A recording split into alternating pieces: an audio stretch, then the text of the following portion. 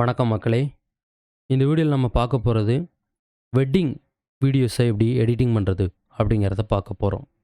ஒரு சின்ன sample video பார்த்தீங்கன்னா நான் உங்களுக்கு காட்டுறேன். இதில் நான் கிளிப்பு ஒரு 5 கிளிப்பு தான் வச்சு எடிட் பண்ணியிருக்கேன். ஆனால் இதில் கிளிப்பு கம்மியாக இருந்தாலும் இதில் என்னென்ன விஷயங்கள் பயன்படுத்துகிறோம், எப்படி எடிட்டிங் பண்ணுறோம் அப்படிங்கிறத நம்ம இதில் தெரிஞ்சுக்க போகிறோம். ப்ரீமியர் ப்ரோ ஓப்பன் பண்ணிக்கலாம். ப்ரீமியர் ப்ரோவில் எனக்கு தேவையான ஃபுட்டேஜ்லாம் நான் என்ன பண்ணிட்டேன், இம்போர்ட் பண்ணி வச்சுருக்கேன். இதில் ஒரு 6 கிளிப்பு இருக்குதுன்னு நினைக்கிறேன். இந்த 6 கிளிப்பை வச்சு தான் நான் என்ன பண்ண போகிறேன் அப்படின்னா, இப்போ எடிட்டிங் பண்ண போகிறேன். ஃபஸ்ட்டு கிளிப்பு இந்த குத்து விளக்கு இருந்தால் ஓகே. அளவு எதுவுமே கிரேட் பண்ணாதம்போது நம்ம வீடியோ ஃபைலை டைம்லைன் பேனலில் ட்ராக் பண்ணி போட்டாலே அந்த வீடியோ என்ன அளவோ அதுக்கேற்ற மாதிரி நமக்கு அளவை ப்ரீமியர் ப்ரோவே கிரேட் பண்ணிடும். இதுக்கப்புறம் இந்த சின்ன விளக்கு 2வது வரணும். அப்புறம் இது 3வது. இது எல்லாமே நீங்கள் உங்கள் வீடியோஸ் வந்து எடுத்திருப்பீங்களா, அதுக்கேற்ற மாதிரி நீங்கள் வந்து செலக்ட் பண்ணிக்கலாம். நான் வந்து இந்த வீடியோ ஷூட் பண்ணது என்னோட நிக்கான் Z6 Mark II கேமராவில் தான் ஷூட் பண்ணேன். இப்போது ஃபுட்டேஜ் பார்த்திங்கன்னா, எனக்கு தேவையான ஃபுட்டேஜை நான் என்ன பண்ணிட்டேன், எடுத்து அலைன்மெண்ட் பண்ணிட்டேன். எனக்கு தேவையான ஃபுட்டேஜை அலைன்மெண்ட் பண்ணிட்டேன். ஆடியோ லைன் நமக்கு வேணாம், அதனால் ஆடியோ லைனை டெலீட் பண்ணிடலாம். வீடியோ மட்டும்தான் வேணும். வீடியோ வந்து இதில் எடுத்து வச்சுருக்கேன்.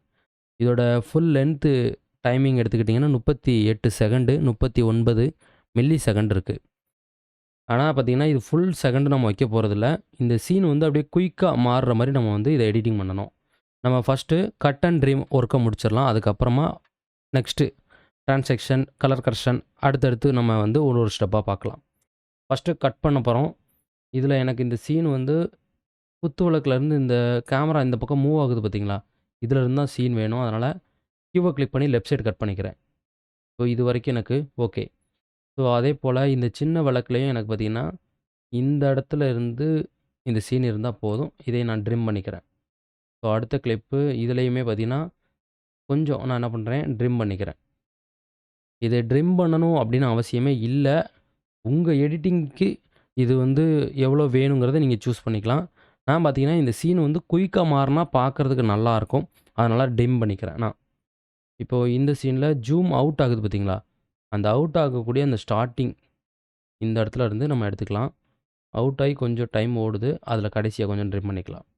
அடுத்து பார்த்திங்கன்னா, இன்னொரு சாமி படம். இதில் இந்த சென்டர் போர்ஷன்லேருந்து மேலே போகிற மாதிரி இந்த சீன் இருக்கட்டும். இதை நம்ம என்ன பண்ணிக்கலாம், ட்ரிம் பண்ணிக்கலாம். அடுத்து ஒரு சாமி படம் இருக்குது. இதே என்ன பண்ணுறோம், சென்டர் போர்ஷன்லேருந்து மேலே போகிற மாதிரி இந்த சீனை வச்சுட்டு கடைசியாக ட்ரிம் பண்ணிக்கலாம். இப்போ பாருங்கள், 16 செகண்ட் பார்த்திங்கன்னா நம்ம கொண்டு வந்தாச்சு. இது வந்து நம்ம தேவைக்கு ஏற்ற மாதிரி கட் பண்ணிக்கலாம். இப்போ நம்ம வந்து கட் பண்ணதுக்கப்புறம் பாருங்களேன், குத்து விளக்கு, அப்புறம் சின்ன விளக்கு வருது. அடுத்து பார்த்திங்கன்னா, இந்த தேங்காய் பழம் இருக்கக்கூடியது, பத்தியெல்லாம் இருக்கிறது. அப்புறம் வந்து சாமி படம். ஒரு 3 சாமி இருக்குது. அந்த 3 சாமியும் பார்த்திங்கன்னா, வீடியோ ஃபுட்டேஜ் வந்து ஷூட் பண்ணது அப்படியே பார்த்திங்கன்னா வருது. சீன் வந்து குயிக்காக மாறுது. இப்போ கட் அண்ட் ட்ரிம் ஒர்க்கை நம்ம முடிச்சாச்சு. அடுத்து என்ன பண்ண போகிறோம் அப்படின்னா, கலர் கரெக்ஷன் பண்ண போகிறோம்.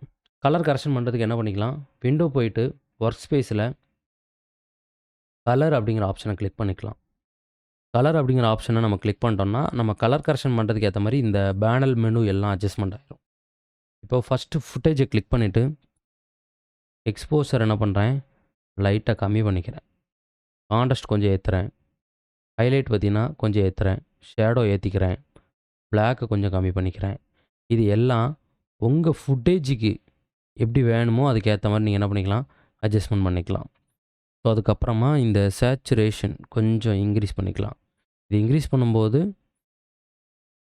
நம்ம ஃபுட்டேஜில் கலரிங் பார்த்திங்கன்னா நல்லா பாப் ஆகும். இதுக்கப்புறம் கெல்வின் கொஞ்சம் நம்ம கம்மி பண்ணிவிட்டு இந்த மெஜெண்டா லைட்டாக ஏற்றிக்கலாம்.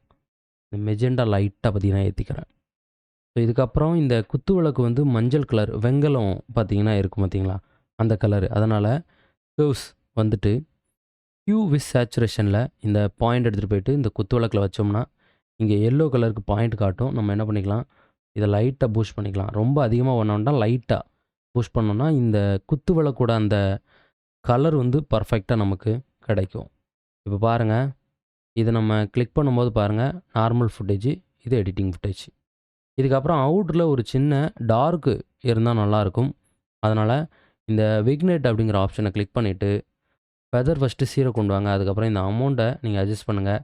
எவ்வளோ டார்க்னஸ் வேணுமோ நீங்கள் சூஸ் பண்ணிவிட்டு இதில் மிட் பாயிண்ட்டை உங்கள் தேவைக்கு ஏற்ற மாதிரி அட்ஜஸ்ட் பண்ணிவிட்டு அப்படியே ஃபெதரை இன்க்ரீஸ் பண்ணிட்டீங்கன்னா, அவுட்டரில் ஒரு அழகான ஷேடோ இருக்கும். இப்போ இந்த எஃபெக்ட் கண்ட்ரோல் அப்படிங்கிற பேனல் வந்துட்டு, இந்த லூமெட்ரி கலரை காப்பி பண்ணுறோம். அடுத்து இந்த ஃபுட்டேஜுக்கு வந்துட்டு அப்படியே பேஸ்ட் பண்ணுறோம். இந்த ஃபுட்டேஜில் பேஸ்ட் பண்ணதும் நமக்கு டோன் பார்த்தீங்கன்னா நல்லா தான் இருக்குது. ஆனால் அந்த எல்லோ அதிகமாக இருக்கிற மாதிரி இருக்குது. அப்போ என்ன பண்ணிக்கலாம், லூமெட்ரி கலர் போயிட்டு லைட்டாக எல்லோ வந்து கம்மி பண்ணிக்கலாம். எல்லோவை கம்மி பண்ணிக்கலாம். இப்போ டோன் பார்த்தீங்கன்னா பர்ஃபெக்ட்டாக இருக்குது. இது எனக்கு ஓகே. அடுத்து இந்த சீன்லேயே என்ன பண்ணுறோம், அதை அப்படியே பேஸ்ட் பண்ணுறோம்.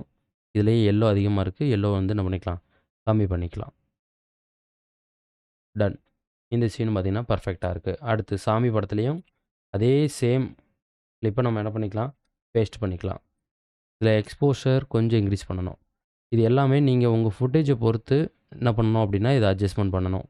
கான்ட்ராஸ்ட் ரொம்ப அதிகமாக இருக்குது, அதை கம்மி பண்ணிக்கலாம். டன். இப்போ இந்த ஃபுட்டேஜில் பர்ஃபெக்ட்டாக இருக்குது.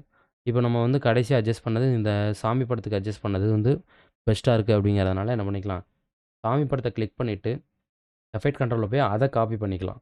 காப்பி பண்ணி கண்ட்ரோல் வி கொடுத்துக்கலாம். ஸோ அடுத்த ஃபுட்டேஜும் கண்ட்ரோல் வி.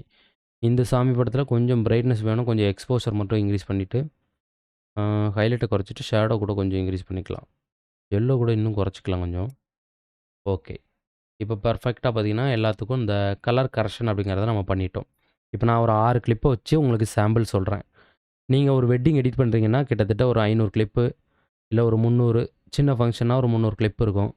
பெரிய ஃபங்க்ஷன்னா 500, 1000 கூட வரும். சரிங்களா? அப்போ நீங்கள் என்ன பண்ணணும், ஃபஸ்ட்டு தேவையான கிளிப்பை வரிசையாக லைனாக ஒரு கிளிப்பாக வச்சுட்டு அதை அப்படியே கட் அண்ட் ட்ரிம் பண்ணணும். ஸோ அதுக்கப்புறமா தான் இந்த மாதிரி ஒரு ஃபுட்டேஜாக கலர் கரெக்ஷன் பண்ணணும். கலர் கரெக்ஷன் அப்படிங்கிறது பண்ணுனா எனக்கு பெட்டராக இருக்கும். சரிங்களா? ஆனால் நிறைய இடங்கள்ல என்ன பண்ணுவாங்கன்னா, இந்த கலர் கரெக்ஷன்லாம் பண்ண மாட்டாங்க.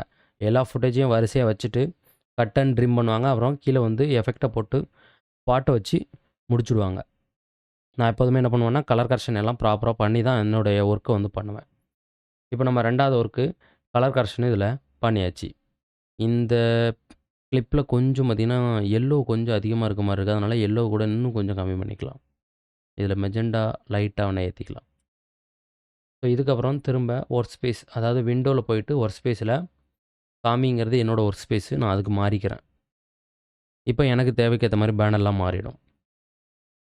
இப்போ நம்ம என்ன பண்ண போகிறோம் அப்படின்னா, இந்த சீனுக்கு ஏற்ற மாதிரி டிரான்சாக்ஷன் எஃபெக்ட் அப்ளை பண்ண போகிறோம். எஃபெக்ட் பேனலில் வீடியோ டிரான்சாக்ஷன் இருக்கும். இதில் டிசால்வ் அப்படின்னு இருக்கா, இதில் நான் அதிகமாக யூஸ் பண்ணுறது இந்த கிராஸ் டிசால்வ், அப்படி இல்லைன்னா டிப் டு பிளாக்.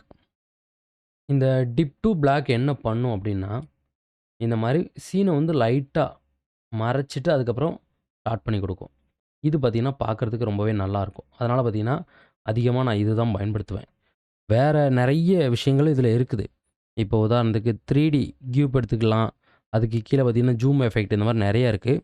பட் ஒரு பார்க்குறதுக்கு லுக்கு நல்லா இருக்கணும் அப்படின்னா இது தான் பார்த்திங்கன்னா நல்லாயிருக்கும். ஸோ இதை வந்து ஒரு 100 கிளிப்பு எடிட் பண்ணுறோன்னு வச்சுக்கங்களேன். 100 கிளிப்புக்கும் ஒரு இதாக ட்ராக் பண்ணி வைக்கிறது கஷ்டம். அப்படிங்கும்போது நான் என்ன பண்ணுவேன் அப்படின்னா, இதை ரைட் கிளிக் பண்ணிவிட்டு, இந்த இடத்துல ரைட் கிளிக் பண்ணிவிட்டு set select as default transaction அப்படிங்கிறத டிக் பண்ணுங்கள். அதுக்கப்புறமா நீங்கள் ஃபுட்டேஜ் இந்த மாதிரி மார்க் பண்ணிவிட்டு கீபோர்டில் ஷிஃப்ட்டு டி கொடுத்தீங்கன்னா உங்களுக்கு பர்ஃபெக்டாக பார்த்தீங்கன்னா இங்கே உட்காந்துரும். இந்த ஒரு 2 கிளிப்பில் உட்காரல, அதுக்கு நம்ம என்ன பண்ணிக்கலாம், இதை ட்ராக் பண்ணி வச்சுக்கலாம்.